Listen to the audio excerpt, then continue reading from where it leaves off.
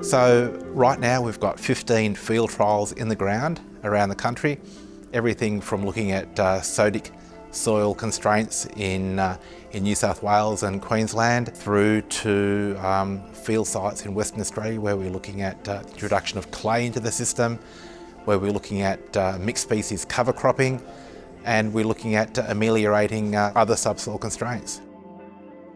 So ultimately what we're doing is working with the grower groups and our various partners to deliver solutions that are practical for those particular regions. So a lot of the data now from the field sites is starting to be collated using the FAIR system.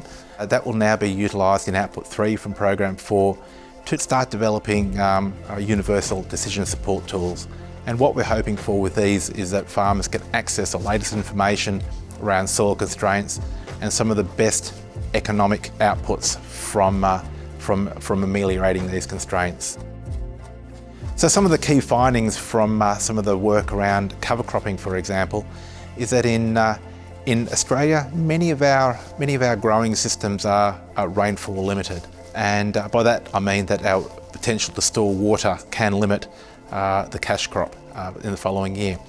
So there are some examples where our mixed species cover crops and our cover crops in fallow over the summer period have actually resulted in slight declines in our cash crop yield, but in other seasons we've had very good improvements in our soil properties and also then our cash crop outcomes.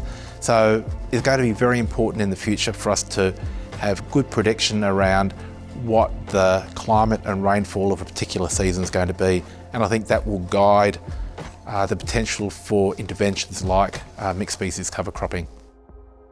We've also recently completed some further investigations around regenerative farming systems, and within those systems I think there's evidence emerging that some of the soil biological properties have been improving with these regenerative farming systems.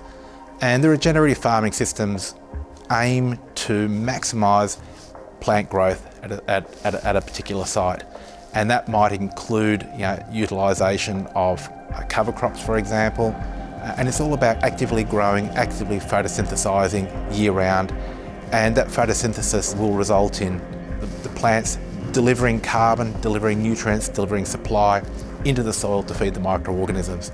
And really what we're trying to do is harness those microorganisms to make soils more resistant and more resilient.